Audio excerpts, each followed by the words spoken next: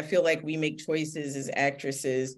We believe we know there's something special about this character. It's a reason that we took a role or auditioned for a role, because there's something in that voice there's something in that character where we can see the vision of what that needs to be, how the character needs to smile or not smile, or cry or not cry. By building my character from the day that she's born to the first time that you meet her on screen, I have developed all of her memories, all of her relationships, all of these moments in her life that may make her move, talk, react different ways, because that's what has made all of us a person. Different things in our life has affected us to become the person that we are today. It doesn't serve me, and I don't think it serves the audience, for me to sit there and try to find a way to make you care about her. That's not my job. Okay. Not my job.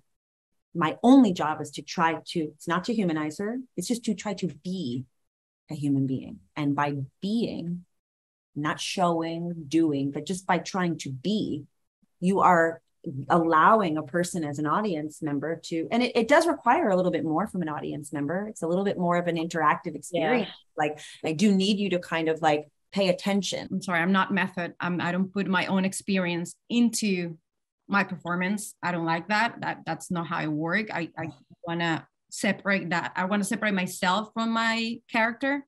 So I try to find their own experiences, you know, what they're going through, what they're feeling, where they are at that moment.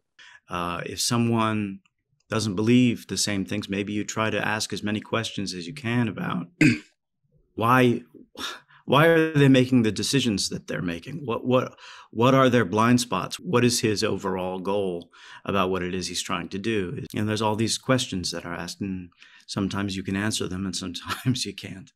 I just think it's important for all artists to trust their instincts and their voice, and work with the people, you know, that they're around, their directors, their fellow actors. But when you have a real person and you have facts, like immovable realities that were part of this person's experience, somehow for me, I feel like I'm looking at like zooming out and looking at like the architecture of a building.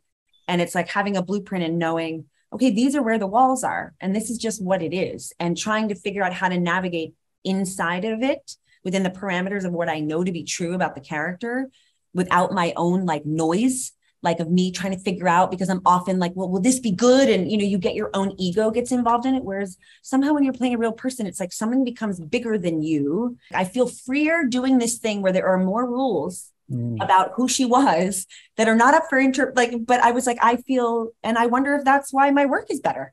The wardrobe is like such a huge piece of the puzzle for me. It helps me. I like fashion. I like art. It's like the piece of the puzzle that, I don't know, that makes that person complete. And it's a little bit of cheating, but it's okay. Like it's okay if I understand who this woman is by her handbag and her Chanel jacket. You know what I mean? Like that's something that happens in life.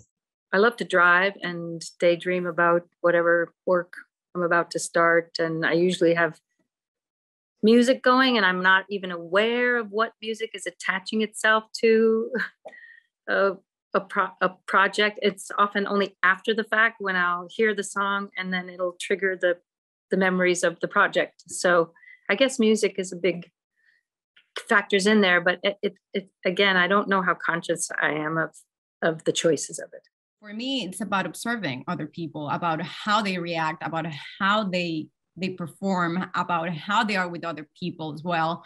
So, I mean, I think that's the magic of acting, you know, like to be able to, I mean, you never get to be someone else. You're still being you know, because you're still in the same body, but at least you try to grab what you've seen in other people and put it in you and portray that character, whatever the character is that you're portraying at that moment. For me, I had to learn to make sure that I had made, I had set boundaries for myself and come to a conclusion as a character, but I had to leave room open for the conclusions about the character that people would come to in the writer's room, you know, and yeah. It's such a collaborative experience doing television, and it was very different for me than coming from film. You have to just be present moment all the time. You can't predict, you can't, you sort of just have to be at the whim of the writers and the people around you. And it also means then having a really deep intrinsic knowledge of your character and how she would react or in this moment.